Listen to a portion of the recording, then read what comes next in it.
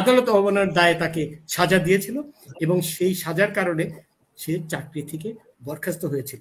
সুতরাং এটি কোনো যুক্তিই হতে পারে না যে বেনজির এত প্রভাবশালী আইজি যে তার বিরুদ্ধে আমরা কিছু লিখতে পারিনি। প্রাক্তন রাষ্ট্রপতি এরশাদের জেল হয়েছে, বিচার হয়েছে। প্রাক্তন প্রধানমন্ত্রী খালেদা জিয়ার বিচার হয়েছে, জেল হয়েছে। প্রাক্তন প্রধান বিচারপতি সুরেন্দ্র কুমার সিনহার বিচার হয়েছে, জেল হয়েছে, যদি সে পলাতক। সুতরাং এটি কোনো কথাই না। বেনজির যদি ব্যর্থ হয় উপস্থিত হতে, তখন কিন্তু দুদক তার হাতে যে ক্ষমতা রয়েছে সেই ক্ষমতা নিয়ে প্রসিড করতে পারে। সোজা কথায় দুদক তখন এই মর্মে সিদ্ধান্ত নিতে পারে যে সে তার কাছে যেসব প্রশ্ন করা হয়েছিল সেই প্রশ্নের জবাব দিতে সে ব্যর্থ হয়েছে এবং তখন দুদক তার বিরুদ্ধে স্বভাবতই মামলা করতে পারে। এই হচ্ছে প্রক্রিয়া এবং এই প্রক্রিয়া কিন্তু ঠিক মতোই চলছে, যার জন্য এখন বলা যাবে না যে দুদক অবহেলা করছে বা দুদক তার কার্য আইন মতো নিয়ম মতো পরিচালনা করছে না। এখন একটি কথা বারবার যেটা আসে যে দেখুন, এই ঘটনাগুলো কিন্তু অনেক আগেই, কারণ সরকার আমরা যদি দুভাগে ভাগ করি, একটি হলো প্রধানমন্ত্রী এবং তার মন্ত্রিসভার সদস্য এবং আরেক ভাগ হলো সরকারি কর্মচারী কর্মকর্তারা। এখন কোনো মন্ত্রী বা প্রধানমন্ত্রী তো দূরের কথা, কারো পক্ষেই কিন্তু এটি জানা সম্ভব নয় যে কে দুর্নীতি করছে, কে দুর্নীতি করছে না। এটি জানিয়ে দেওয়ার যাদের উপর দায়িত্ব, তারা যদি জানাতে ব্যর্থ হয় তাহলে তারাই দায়ী। এবং এর মধ্যে কিন্তু এই সাংবাদিক মহলও কিন্তু বাদ যায় না, কারণ সাংবাদিকরা জানতেন আগে থেকেই যে যদি জেনে থাকেন যে বেনজির দুর্নীতি করছে, তাহলে এটি তাদের দায়িত্ব ছিল সরকারের নজরে সেই বিষয়টি আনয়ন করা।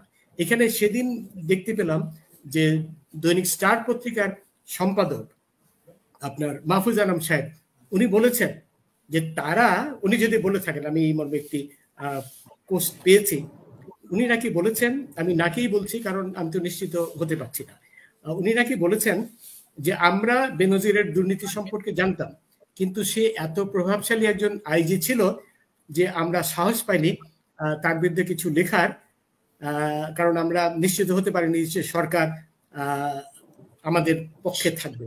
দেখুন, এখানে একটি কথা আমি বলতে চাই যে বেনজির থেকেও অনেক প্রভাবশালী প্রাক্তন এই আইজিকে 2003 সালে, তখন বিএনপির যোগ ছিল এবং সেই আইজিও কিন্তু বিএনপির নিযুক্ত আইজি, তাকে হাইকোর্টের আদালত অবমাননার একটি রায়ের পরে হাইকোর্ট তাকে জেল দিয়েছিল আদালত অবমাননার দায়ে, এবং সেই জেলের কারণে তাকে কিন্তু চাকরি থেকে বরখাস্ত করা হয়েছিল।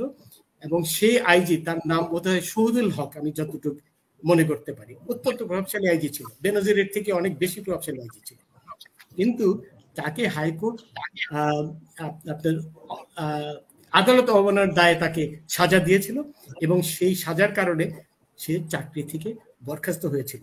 সুতরাং এটি কোনো যুক্তিই হতে পারে না যে বেনজির এত প্রভাবশালী আইজি যে তার বিরুদ্ধে আমরা কিছু লিখতে পারিনি। তাদের উচিত ছিল, সাংবাদিকদের বলছি এবং অন্যান্যদের সবাইকে, যে তাদের উচিত ছিল এটি সরকারের নজরে আনা, কারণ কোন মন্ত্রীর পক্ষে এমনকি সরকার কি আসলে কি কিছুই জানতো না, মানে সরকারের নজরে সাংবাদিকরা আনবে, কিন্তু সরকার কি কিছুই জানতো না। আর এই বেনজির আহমেদ সরকারেরই তৈরি অনেকেই বলছেন এবং সরকারের সুবিধা পেয়েছেন। এটা তো একটা রাবিশ কথা, বুঝলেন? সরকার তাকে অ্যাপয়েন্টমেন্ট দিয়েছে, কিন্তু সরকার তাকে অ্যাপয়েন্টমেন্ট দিয়েছে নিশ্চিতভাবে, এটা তো অস্বীকার করার পথ নেই, কিন্তু সরকার তাকে দুর্নীতি করতে দিয়েছে এই কথা তো ঠিক হতে পারে না। ধরুন ফর এক্সাম্পল, ইভেন স্বরাষ্ট্রমন্ত্রীর পক্ষ কিন্তু, সে তো স্বরাষ্ট্রমন্ত্রীর ডিপার্টমেন্টের একজন কর্মকর্তা, তাই না? স্বরাষ্ট্রমন্ত্রীর পক্ষে এটা জানা সম্ভব যে সে দুর্নীতি করছে? হ্যাঁ, যদি তাদের নজরে বিষয়টি আনা হতো, তারপরে যদি তারা অবহেলা করত, তখন এই কথাটি বলা যেত। এবং শোনেন, একজন আইজি কেন, তার থেকে আরো অনেক বেশি উঁচু মাপের মানুষদেরও তো বিচার হয়েছে, জেল হয়েছে। প্রাক্তন রাষ্ট্রপতি এরশাদের জেল হয়েছে, বিচার হয়েছে।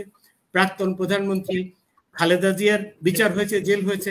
প্রাক্তন প্রধান বিচারপতি সুরেন্দ্র কুমার সিনহার বিচার হয়েছে, জেল হয়েছে যদি সে পলাতক। সুতরাং এটি কোনো কথাই না যে একজন আইজি, প্রভাবশালী আইজি, এই ভয়ে তারা সরকারের কাছে এই বিষয়টি আনা হলো। আমি মনে করি এটি একটি ইংরেজি ভাষায় বলতে গেলে লেম এক্সকিউজ। তাদের উচিত ছিল, সাংবাদিক হিসেবে তাদের দায়িত্ব ছিল, অন্যদেরও দায়িত্ব ছিল, অবভিয়াসলি বাংলাদেশ ব্যাংকের দায়িত্ব ছিল, দুর্নীতি দমন কমিশনের দায়িত্ব ছিল, তারপরে অন্যান্য যারা এই যে মানি লন্ডারিং সংক্রান্ত যে কর্মকর্তা রয়েছেন বাংলাদেশ ব্যাংকে, তার দায়িত্ব ছিল, সবারই দায়িত্ব ছিল এই বিষয়টি সরকারের নজরে নিয়ে আসা। এরপরে যদি সরকার আপনার কিছু না করতো তখন সরকারের উপর দোষারোপ করে। কিন্তু এখন সরকারের উপর দোষ দেওয়ার কোনো যুক্তি আছে বলে আমি মনে করি না। অসংখ্য ধন্যবাদ।